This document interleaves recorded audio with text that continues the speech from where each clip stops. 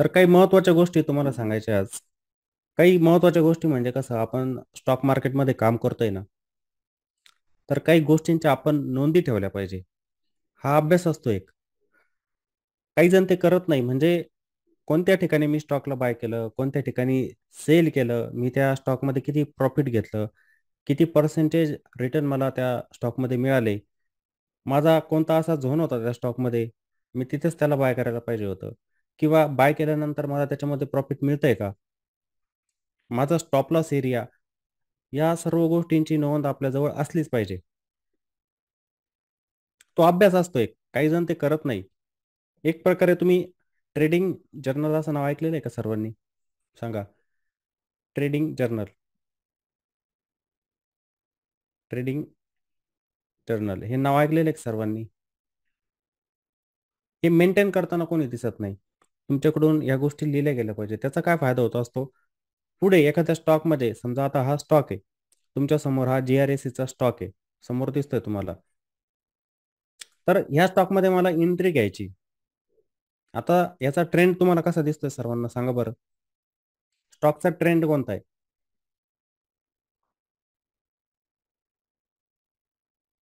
द्या उत्तर सर्वांनी. कोणता डाउन ट्रेंड चालू आहे? हा स्टॉक कंटिन्युअसली खाली येतोय. मग जर खाली येतोय, तर मी या स्टॉकला बाय केलं पाहिजे का आता? या स्टॉकची प्राइस तुम्हाला किती दिसते प्राइस बघा बरं वरती 2834 चा एक हाय होता या स्टॉकमध्ये. बरोबर ना? आणि हा स्टॉक आता मला 1780 वरती मिळतोय. मग मी या स्टॉकला इथे बाय केलं पाहिजे का? स्वस्तात मिळतोय म्हणून बाय केलं पाहिजे का? नाही. या स्टॉकला आपण बाय करायला नको. का? हा खाली येतोय स्टॉक. हा खाली पडणारा स्टॉक आहे आणि खाली पडणारा स्टॉक जो असतो, ज्याच्यामध्ये सेलिंग होत असते, आपण त्याला बाय करत नाही. आपल्याला वरती जाणारा स्टॉक पाहिजे. तो जर वरती जायला लागला, तेव्हा तो आपल्याला प्रॉफिट देऊन जाणार. बहुतेक जण प्राईस बघत असतात. आता ह्या गोष्टी कोणी करायच्या प्राईस जे लाँग टर्म इन्व्हेस्टर असतात, ते इथे अॅक्युमुलेशन करू शकतात, की मला या स्टॉकमध्ये ₹50,000 ₹1,00,000 फंड डिप्लॉय करायचा आहे. रिव्हर्सल तर काही दिसत नाही मला याच्यामध्ये. मी थोडा-थोडा फंड डिप्लॉय करायला सुरुवात करतो. 1-1, 2-2, 4-4, 5-5 स्टॉक जे आहेत ना, प्रत्येक लेव्हलनुसार बाय करत चालतो याला. आणि जेव्हा याच्यामध्ये बुल रन चालू होईल, याचा ट्रेंड चेंज होईल, तो मला प्रॉफिट देत जाणार. कारण की माझा व्ह्यू पुढच्या 5-10 वर्षांचा आहे या स्टॉकमध्ये. त्या व्यक्ती अॅक्युमुलेशन करू शकतात. पण ज्या व्यक्तीला शॉर्ट टर्मसाठी ट्रेडिंग करायची म्हणजे स्विंग ट्रेडिंग करायची, तिने अशा जागेवरती बाय करायला पाहिजे का? नको. एक कॅन्डल बघून नाही. बहुतेक जण म्हणतात ना, की आता हा स्टॉक आता चाललेला आहे बरं वरती. आपण याला बाय करूया. आजच्या दिवशी एक कॅन्डल बघून. जसं ही कॅन्डल तुम्हाला दिसते बघा. सकाळच्या वेळेला आपण जेव्हा बघितलं स्टॉक कुठे होता? 1838 ते 1840 ला होता. 46 वरती होता. 1846. आता तोच स्टॉक आपल्याला दिसतोय 1778 वरती. म्हणजे काय त्या स्टॉकची किंमत खाली येताना दिसते आपल्याला. मग अशा ठिकाणी तर आपण फसायचं नसतं. लॉजिक असलं पाहिजे, की मला या स्टॉकला बाय का करायचं? मग जेव्हा तुम्ही स्टॉकला बाय करता तुमचं लॉजिक लावून, मार्केटचा ट्रेंड बघून, जसं हे स्ट्रक्चर तुम्हाला आता निगेटिव्ह दिसतंय. वरतून जर बघितलं, तर या स्टॉकमध्ये आपल्याला पूर्ण ही निगेटिव्ह प्राइजेक्शन दिसते. बरोबर ना? स्टॉक आपल्या प्रिव्हियस हायला इथे ब्रेकच करत नाहीये. हे जे स्विंग बनतं यावरून तुम्हाला समजतंय. मग मला जर एंट्री घ्यायची असेल, तर मी काय करणार? एक रिव्हर्सलची वाट बघणार इथे. या स्टॉकमध्ये जेव्हा मला रिव्हर्सल दिसेल, तेव्हाच मी त्यामध्ये एंट्री घेणार. तोपर्यंत घेणार नाही, हे आपण ठरवून घेतलं पाहिजे. ही काम करण्याची पद्धत असते. अंदाजे कोणत्याही जागेवरती स्टॉकला बाय करून त्याच्यामध्ये लॉस करून घेऊ नका. त्यासाठी असे चार्ट ड्रॉ करत चला. तुम्हाला लेव्हल समजतात, की कोणत्या लेव्हलच्या वरती गेल्यानंतर मला स्टॉकला बाय करायचंय. जसं आता ही लेव्हल होती बघा एक. ही लेव्हल दिसते तुम्हाला? जिथे स्टॉकने ब्रेकआउट दिलेला होता. ही लेव्हल. आता हा एक झोन आहे. बरोबर आहे. इथून जर स्टॉकने काही रिव्हर्सल दिला असता, तर आपण इथे बाय साइडला गेलो पण असतो. पण नाही, तो सपोर्ट पण मार्केटने ब्रेक करून टाकलेला आहे इथे. म्हणजे या स्टॉकने, GRSने. मग आता ह्या लेव्हलच्या वरती जेव्हा स्टॉक जायला लागेल, काही प्राइस फॉर्मेशन जे असतं, ते आपल्याला बघायला मिळेल, तेव्हा आपण त्या स्टॉकला बाय करणार आहे. म्हणजे काय झालं? ते आपलं एक लॉजिक झालं. मी काही रिव्हर्सल बघितला त्या स्टॉकमध्ये. ते लॉजिक आपलं. मग ते लॉजिक तुम्ही लिहून ठेवलं पाहिजे. मी किती रुपयाला स्टॉक बाय केलेला होता? मी ₹1908 या स्टॉकला बाय केलं. बाय केल्यानंतर स्टॉक वरती जात असेल, तर तो आपल्याला प्रॉफिट देऊन जाणार. खाली आला तर लॉस देणार. खाली आल्यानंतर मला कोणत्या लेवलच्या खाली निघून जायचं या स्टॉकमध्ये. Stock market supreme, stock market जे असतं ना त्याच्यामध्ये काही पण होऊ शकतं केव्हाही. आपण जरी म्हणतोय ट्रेंड रिव्हर्सल झाला, हा स्टॉक वरती जाण्यासाठी तयार आहे आता, तो खाली पण येऊ शकतो. येणार नाही का सांगा? सांगा बरं, येणार नाही का तो स्टॉक खाली? हो किंवा नाही? येऊ शकतो. मग मला कोणत्या ठिकाणी बाहेर पडायचं. बाहेर पडणं म्हणजे काय? माझा एक stop loss area, SL area मला माहीत असला पाहिजे, की याच्या खाली जर स्टॉक गेला, मी चुकलो, जेवढा लॉस मला होतोय, तेवढा घेऊन मी बाहेर पडणार आहे. म्हणजे माझी रिस्क मला या ठिकाणी माहीत असली पाहिजे. तो एक पॉइंट तुमचा. बरोबर. आता याच्यामध्ये मला किती प्रॉफिट घ्यायचंय? माझं टार्गेट, टार्गेट पण माहीत असलं पाहिजे. नाही, असं नाही की जसं काल 1-2 जणांसोबत झालं ना, कल्पना मॅडम होत्या त्यांच्यासोबत पण झालं, की एंजल वनमध्ये 18% प्रॉफिट येतंय आणि बुक किती केलं? 12%. तेच प्रॉफिट त्यांचं 18-20% वरती पण बुक होऊ शकलं असतं. काही लेव्हल्स असतात. आपण त्यांना फॉलो करत असतो बघा. तिथे प्रॉफिट बुक केलं असतं तर जास्त बुक झालं असतं. पण थांबलो, की नाही अजून वरती जाऊ शकतो तो स्टॉक. अजून वरती जाणार. वाट बघत गेलो आपलं मन भरत नाही. नाही अजून मिळेल मला प्रॉफिट. पण तो स्टॉक नंतर खाली यायला लागतो आणि खाली यायला लागलं, की जसा वरती जातो ना त्यापेक्षा पण जास्त पटीने तो खाली पण येत असतो. स्पीडने खाली येत असतो स्टॉक. मार्केटमध्ये सेलिंग जी होत असते ना ती एकदम फास्ट होते. बायिंग तुम्हाला कमी प्रमाणात दिसणार, पण सेलिंग फास्ट होत असते. मग त्या ठिकाणी आपलं काम काय बनतं, की मला माझं टार्गेट माहीत पाहिजे, की मला या स्टॉकमध्ये किती प्रॉफिट घ्यायचं. मग आपण त्या ठिकाणी लेव्हलला फॉलो करू शकतो. जसं येणारा एक रेझिस्टन्स आहे या स्टॉकमध्ये मी बाय केल्यानंतर 2175 आहे. मला इथपर्यंत प्रॉफिट घ्यायचंय. ही लेव्हल झाली आपली, एक रेझिस्टन्स झाला. किंवा मला वाटलं, की मी जो रिस्क रिवॉर्ड फॉलो करतोय, रिस्क रिवॉर्डनुसार जसं या स्टॉकमध्ये माझा ₹50 एक स्टॉप लॉस बनतोय आणि मला जर त्या स्टॉकमध्ये ₹50 प्रॉफिट येत असेल, तर मी त्याला काय करणार? एक्झिट करणार. अभ्यास करून प्रॉपर. अशा पद्धतीने पण आपण प्रॉफिट बुक करू शकतो. किंवा तुम्हाला वाटलं नाही, इथे माझं प्रॉफिट 10% बनू शकतं, पण मला 5% घ्यायचं आहे. कारण की 10% मिळेलच असं पण नाहीये. तुम्ही 5% घेऊन त्यातून बाहेर पण पडू शकतात. असं पण चालतं. मग या सर्व गोष्टी आपण ज्या करत असतो, त्या आपण एका जागेवरती लिहून ठेवल्या पाहिजे. त्यांच्या नोंदी आपल्याजवळ असल्या पाहिजे. म्हणजे आपण ट्रेडिंग जर्नल जे असतं ना, ते मेंटेन केलं पाहिजे. समजा आजची तारीख आहे. आज किती तारीख? आजची तारीख किती आहे? 23 ऑगस्ट आहे आजची तारीख. बरोबर ना? मग ह्या 23 ऑगस्ट रोजी मी कोणता स्टॉक बाय केला? बायिंग प्राइस काय होती? बरोबर आहे ना? मी आजच्या दिवशी बाय केलेलं बायिंग प्राइस काय होती त्याची? माझा रिस्क रिवॉर्ड काय आहे त्या ठिकाणी? रिस्क रिवॉर्ड लिहिला नाही तरी चालेल, पण तुम्ही ह्या गोष्टी लिहून ठेवायच्या, की मी कोणत्या ठिकाणी स्टॉकला बाय केलेलं आहे. कोणत्या जागेवरती मी स्टॉकला बाय केलेलं आहे आणि तो स्टॉक बाय करण्याचं लॉजिक काय आहे? हे तरी तुमच्याकडून लिहिलं गेलं पाहिजे. आणि होत असेल, तर थोड्याशा फिगर पण थोडक्यात तुम्ही एका बाजूला काढू शकतात. ड्रॉ करून ठेवू शकतात, की असं-असं स्ट्रक्चर बनलेलं होतं त्यामध्ये आणि मी त्यामध्ये एंट्री घेतली होती आणि त्यामध्ये मला प्रॉफिट पण मिळून गेलेलं होतं. म्हणजे कदाचित दुसऱ्या स्टॉकमध्ये पण जर असे स्ट्रक्चर बनले, तर ते काम करत असतात. तुम्ही चार्ट मी तुम्हाला दाखवून देत असतो बघा. आपलं लाईव्ह चालू असतं YouTubeवरती तिथे पण दाखवून देत असतो किंवा आपला क्लास चालू असतो तेव्हा पण दाखवून देत असतो, की ते स्ट्रक्चर रिपीट बनत असतात आणि काम पण चांगले करतात. स्ट्रक्चर बनणं म्हणजे काय? बायर सेलरची ॲक्टिव्हिटी आपल्याला त्या चार्ट पॅटर्नच्या माध्यमातून दिसते. दिसते की नाही सर्वजण बघतात आणि ते रिपीट होत असतात सारखे-सारखे. रिपीट पण होतात आणि त्याचा रिझल्ट पण आहे. असं होऊ शकतं की काही वेळेला ते फेल होणार. स्टॉक मार्केट आहे, काही पण होऊ शकतं त्याच्यामध्ये. ते फेल पण होणार आहे. मग आपल्याला रिस्क तर माहीतच आहे, एवढ्या याच्यामध्ये मला निघून जायचं. पण त्याचा रिझल्ट कसा येतो? चांगला येतोय मला. मग ह्या नोंदी तुमच्याजवळ असल्या पाहिजे. मग त्यासाठी तुम्ही काय केलं पाहिजे? ते ट्रेडिंग जर्नल जे असतं ना, ते मेंटेन केलं पाहिजे. Excel येत असेल, आता प्रत्येकजण लॅपटॉप वापरतोच बघा. असतोच बहुतेक जणांजवळ. आता ज्यांच्याकडे लॅपटॉप नसेल, म्हणजे जे Excelमध्ये काम करू शकत नसतील, MS Excelमध्ये, तर ते काय करू शकतात, आपल्या वहीमध्ये पण लिहू शकतात त्या गोष्टी. नोंद ठेवू शकतात की नाही? सांगा. आपलं जे नोटबुक असतं, त्याच्यामध्ये तुम्ही काही नोंदी ठेवू शकत नाही. हाताने पण लिहू शकतो आपण. मी एखादा स्टॉक ह्या लेव्हलला बाय केलेला होता. ही त्याची प्राईस होती. हे स्टॉकचं नाव होतं. त्याच्यामध्ये हे लॉजिक होतं, त्यामुळे मी स्टॉकला बाय केलं.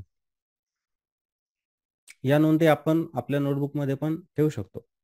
मग ते ट्रेडिंग जर्नल जे असतं ना, कशा पद्धतीने बनवलं पाहिजे. मी एकदम सोप्या पद्धतीने सांगतोय तुम्हाला. किचकट जायचं नाहीये. तिथे कोणतेही फॉर्म्युले टाकायचे नाही आपल्याला. समजलं का? तुम्ही पण कॅल्क्युलेट करू शकतात. एका स्टॉकमध्ये पर्सेंटेज रिटर्न काढण्यासाठी किती वेळ लागतो? सांगा बरं. मी जर आज एक स्टॉक बाय करतोय आणि 4 दिवसानंतर त्याच्यामध्ये प्रॉफिट बुक करतोय. मला माहिती आहे ह्या किमतीला मी स्टॉकला बाय केलं, ह्या किमतीला सेल केलं. त्याच्यामध्ये पर्सेंटेज रिटर्न काढण्यासाठी किती वेळ लागेल? किती वेळ लागेल तुम्हाला कॅल्क्युलेशन? आपण बघितलेलं आहे आता खूप वेळा कॅल्क्युलेशन झाले आपले ते.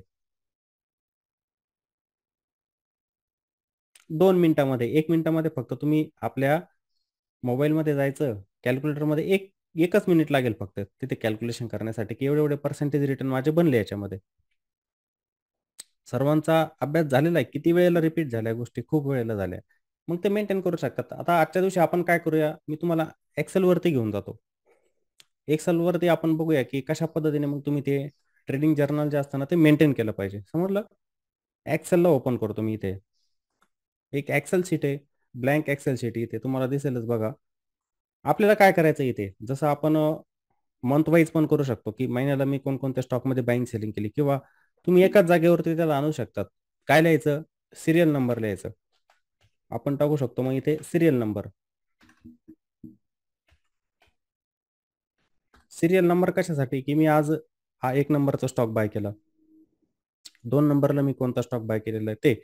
सीरियल नंबर नंतर आपण सिम्बॉल देऊ शकतो इथे. सिम्बॉल म्हणजे काय हो? सिम्बॉल तुम्ही जर NSEच्या वेबसाईटवरती गेले, तर तुम्हाला स्टॉक नेम असं नाही येत. तिथे सिम्बॉल येत असतं बघा. येतं की नाही? हो किंवा नाही उत्तर द्या. सिम्बॉल येत असतं तिथं. सिम्बॉल म्हणजे काय? स्टॉकचं नावच. मी लिहितो, इथं लिहित पण जातो. समजा 1 नंबरचा स्टॉक होता. सिम्बॉल मी रिलायन्स स्टॉक बाय केला किंवा आता GRSE स्टॉक आहे बघा, GRSE हा स्टॉक आहे. सिम्बॉल म्हणजे काय? त्या स्टॉकचं नाव. समजलं? त्यानंतर आपल्याला काय लिहायचंय? तारीख लिहू शकता तुम्ही, डेट. मी कोणत्या तारखेला स्टॉकला बाय करतोय. आजची तारीख किती? 23. 23/8/2024 या तारखेला मी स्टॉकला काय केलं? बाय केलं. त्यानंतर माझी बायिंग प्राइस आपण लिहू शकतो बाय प्राइस. Bye price. बरोबर आहे ना? आता बाय प्राइस जर आपण म्हटली, तर मी तुम्हाला पुन्हा चार्टवरती घेऊन जातो आता इथे.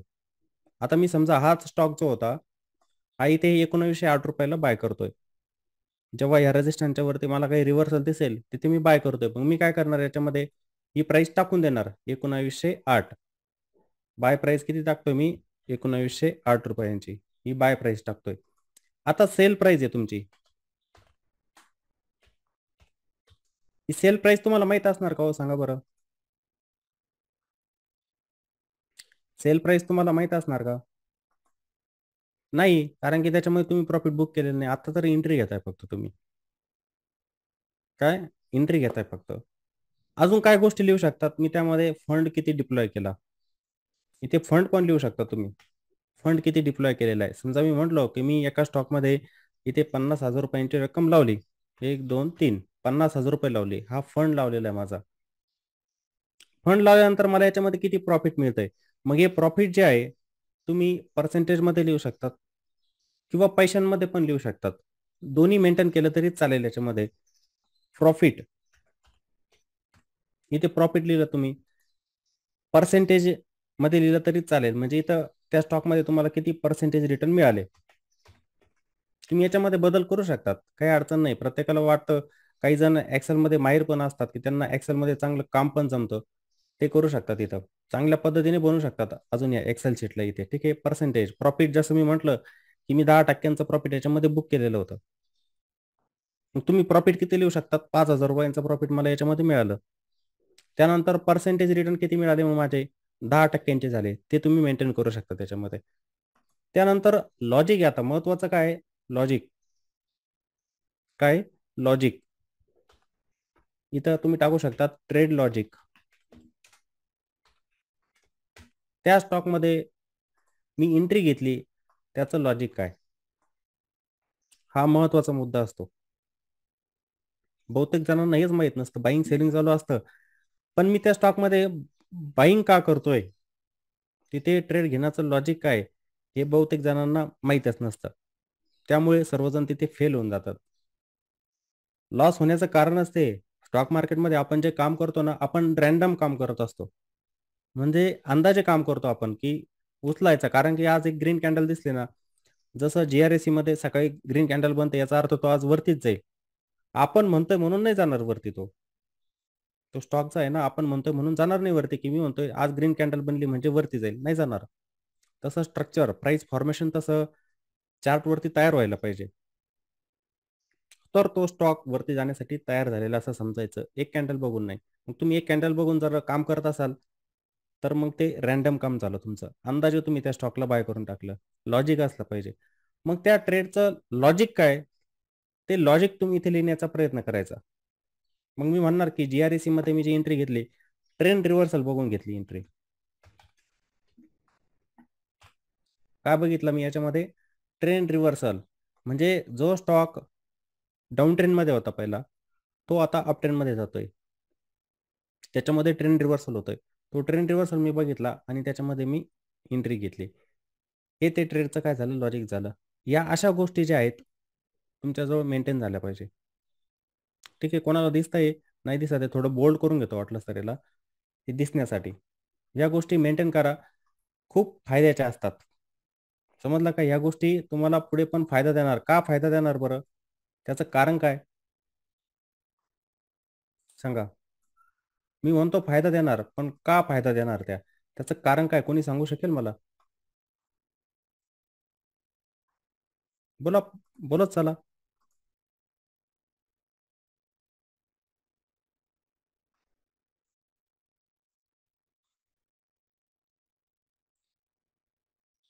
आता हे लॉजिक तुमचे ना वेगवेगळ्या येणार आता. जसं याच्यामध्ये तुम्ही ट्रेंड रिव्हर्सल बघितला. आता 2 नंबरचा स्टॉक आहे समजा असा. 2 नंबरचा स्टॉक मी बाय केला. कोणता केला बाय मी? रेलटेल केला समजा. रेलटेल. तारीख काय? ती तुम्ही लिहून ठेवायची. समजा तुम्ही आजच्या दिवशी बाय केलेला 23/8/2024 या तारखेला तुम्ही स्टॉकला बाय करून टाकलं. एंट्री काय घेतली? ₹500 ला घेतली समजा याच्यामध्ये. ₹500 ला एंट्री घेतली. फंड पुन्हा इथे समजा ₹50,000 लावला. बरोबर आहे. आणि याच्यामध्ये तुम्ही लॉजिक कोणतं बघितलं? Narrow range breakout. इथे काय लावणार तुम्ही? Narrow range breakout. हे तुमचं लॉजिक झालं. आता तुम्ही हे शॉर्टमध्ये लिहितोय मी तुम्हाला दाखवण्यासाठी फक्त. तुम्ही याला एक्सप्लेन करून पण लिहू शकतात, की स्टॉक डाउन ट्रेंडमध्ये होता. एक सपोर्ट लेव्हलला होता. तिथे मला नॅरो रेंज दिसली. त्या नॅरो रेंजचा ब्रेकआउट दिसला. रिस्क रिवॉर्ड माझ्या फेवरमध्ये होता. त्यामुळे मी त्या ठिकाणी एंट्री घेतली. हे काय झालं? त्या ट्रेडमधलं लॉजिक झालं. तर अशा गोष्टी ज्या असतात ना, प्रत्येकाने मेंटेन केल्या पाहिजे. प्रत्येकासाठी सांगतो हे. मी खूप जणांचं बघितलेलं आहे, की ते अशा गोष्टी मेंटेन करतच नाही आणि त्यांना माहीत पण नसतं, की असं पण असतं काही. तर हे शिकून घ्यायचं प्रत्येकाने. समजलं का? या अशा गोष्टी मेंटेन करत चला. जेणेकरून तुमच्या कोणत्या जागेवरती चुका होत आहे. मी जर ट्रेंड रिव्हर्सल बघून जर एंट्री घेतोय, तर माझी एंट्री चुकते का? 1 वेळेला चुकली, 2 वेळेला चुकली, 3 वेळेला. म्हणजे याचा अर्थ समजायचा, की मला याचा रिझल्ट मिळत नाही चांगला. हा जो सेटअप आहे माझा तयार झालेला प्राइसचा, तो माझ्यासाठी काम करत नाहीये. किंवा ज्या ठिकाणी मला नॅरो रेंज दिसलेली होती, त्या नॅरो रेंजच्या ब्रेकआउटमध्ये मी एंट्री घेतली आणि तिथं पण मी बघितलं, की मला चांगल्या पद्धतीने प्रॉफिट मिळतं त्याच्यामध्ये. समजलं का? मग तो सेटअप तुमच्यासाठी चांगलं काम करतोय. हे सर्व प्राइस फॉर्मेशन असतात. ते ओळखायचे, की कोणत्या ठिकाणी बायर सेलर काय करतायत. कोणत्या ठिकाणी एकदम व्हॉल्यूम क्रिएट होतोय स्टॉकमध्ये. व्हॉल्यूम ड्राय होतोय. अचानक कोणत्या ठिकाणी स्पाइक मारू शकतो स्टॉक. त्या सर्व गोष्टी तुम्हाला समजायला लागतील. म्हणजे एक प्रकारे काय होईल हो, तुम्ही जे चार्ट असतात ना, त्या चार्टला समजायला लागाल तुम्ही. हा एक अभ्यास असतो. हे प्रत्येकाने करून बघा आणि याची नोंद ठेवत चला. मी तर म्हणतो ना, नोंद ठेवायची. आता हे जे दिसतंय तुम्हाला रेलटेलमध्ये आज एंट्री घेतली. नॅरो रेंज ब्रेकआउट होता समजा इथे. मग तुम्ही लिहून ठेवायचं इथे आणि इथे प्रॉफिट बुक झालं आपलं, की सेल प्राईस आहे समजा इथे. समजा मी जी-आर-एस-सीमध्ये 2-4 दिवसांमध्ये प्रॉफिट बुक करून टाकलं. कोणत्या प्राईसला मी स्टॉकला सेल करून टाकलं? ₹2000 ला. ती प्राईस इथे लिहून टाका. प्रॉफिट किती मिळालं? आता प्रॉफिट तर काढू शकतात ना तुम्ही. किती प्रॉफिट मला मिळालेलं आहे काढू शकतात की नाही. तुम्ही वाटला सर एक क्वांटिटीचा कॉलम पण ऍड करू शकतात की किती क्वांटिटी मी बाय केल्या त्या स्टॉकच्या. काढू शकतात तुम्ही किती प्रॉफिट मिळालं, किती पर्सेंटेज प्रॉफिट मी काढलं, हे तर इथे फॉर्म्युलावरून जमतं एक्सेलमध्ये. पण सोपं तुम्ही मोबाईलमध्ये गेले की एक स्टॉक मी 1908 ला बाय केला होता, 2000 ला गेला. बरोबर ना? 2000 मायनस 1908 डिवायडेड बाय 1908 गुणिले 100 जर केलं तर आपले ते पर्सेंटेज रिटर्न निघून येतात. 1 मिनिट लागेल फक्त. मी म्हटलो की मी याच्यामध्ये अंदाजे एक काल्पनिक फक्त 60% प्रॉफिट बुक करून टाकलं. हे पर्सेंटेज रिटर्न असे लिहून टाका त्याच्यामध्ये. किंवा प्रॉफिट मी इथं ₹5000 बनवलं. हे लिहून टाका असं. हे काल्पनिक आहे फक्त. नाहीतर तुम्ही म्हणणार एवढं होत नाही ते. तर हे काल्पनिक फक्त. अशा पद्धतीने त्याला मेंटेन करत चला. आणि हे प्रत्येकाजवळ असलं पाहिजे. हा पण एक अभ्यासच असतो बरं. बहुतेक जण म्हणतील हे कोण मेंटेन करेल? मला तरी ते स्टॉक बाय सेल करण्यासाठी पण वेळ नसतो. मग जर तुम्ही हे पण मेंटेन करू शकत नाही, तर मग स्टॉक मार्केटमध्ये काम न केलेलं बरं. या गोष्टी मेंटेन झाल्याच पाहिजे. काहींना जमत नसेल, आपलं नोटबुक असतं. नोटबुक घ्यायचे त्याच्यामध्ये असे कॉलम बनवायचे एक-एक आणि मेंटेन करा. काही अडचण नाही त्याच्यामध्ये. एक सेपरेट नोटबुक याच्यासाठीच बनवा तुम्ही. जेणेकरून तुम्हाला समजेल मी काय केलेल्या गोष्टी. त्यांची नोंद तुमच्याजवळ राहील. अभ्यास करण्यासाठी त्याचा फायदा होत असतो. फक्त रँडम काम करून सोडून द्यायचं. आपण हे बघा, आज लक्षात राहील तुमच्या. 15 दिवसानंतर जर विचारलं, तर तुम्ही विसरून जाणार ते. जाणार की नाही विसरून सांगा? कोणतीही गोष्ट असते. आपण 2-4 दिवस लक्षात ठेवतो. आता मी जर म्हटलं, की आपला क्लास 5 महिन्यांपूर्वी चालू झालेला होता. पहिल्या महिन्यामध्ये आपण ज्या पण गोष्टी शिकलेलो होतो, मी काही तुम्हाला प्रश्न विचारतो. निम्मे जण सांगू शकत नाही. विसरून जाणार ते. तर काही गोष्टी आपल्या लक्षात राहत नाही. मग त्यासाठी ती नोंद आपल्याजवळ असली पाहिजे. समजलं? हे ट्रेडिंग जर्नलबद्दल समजलं सर्वांना. काही रजिस्टर पण येत असतात मोठे. ते बनवले तरी चालतील. आपले तलाठी, तात्या वगैरे जे असतात ना, त्यांच्याकडे असतात बघा मोठे-मोठे. एवढे पण मोठे नका घेऊ. त्याची गरज नाही. म्हणजे आपलं जे नॉर्मल नोटबुक असतं ना, त्याच्यापेक्षा थोडं मोठं आणि त्याच्यावरती ह्या गोष्टी मेंटेन करत चला. बघा, अभ्यास, अभ्यास करत राहायचा आहे तो. त्याला थांबवायचं नाहीये. शिकत राहतो माणूस. नवीन-नवीन गोष्टी आपल्याला चार्टवरती दिसतात काही वेळेला. आपले ऑब्झर्वेशन असतात. मार्केटमध्ये आपण जेव्हा डेली काम करतो ना, नवीन-नवीन गोष्टी आपल्याला शिकायला मिळतात. मग त्यांची नोंद तुम्ही ठेवली पाहिजे. लॉजिक जसं शोभना मॅडम आहे. त्यांनी मला एक दिवस पाठवलं होतं. आपल्या माझ्या पर्सनल टेलिग्रामवरती. त्यांनी दाखवलं होतं, की मी अशा-अशा पद्धतीने लिहिते. त्यांनी लिहिलेलं होतं, की लॉजिक काय? मी त्या स्टॉकला बाय करते, तर का बाय करते? त्याचं लॉजिक लिहून ठेवलेलं होतं त्यांनी. तसं तुम्ही पण लिहून ठेवलं पाहिजे. मेंटेन करा त्या गोष्टी. समजलं? कोणाला अडचण याच्याबद्दल काही? मला समजलं नाही अशा गोष्टी. कोणाला अडचण असेल तर सांगा. रिपीट करतो वाटलंच तर. ठीक आहे.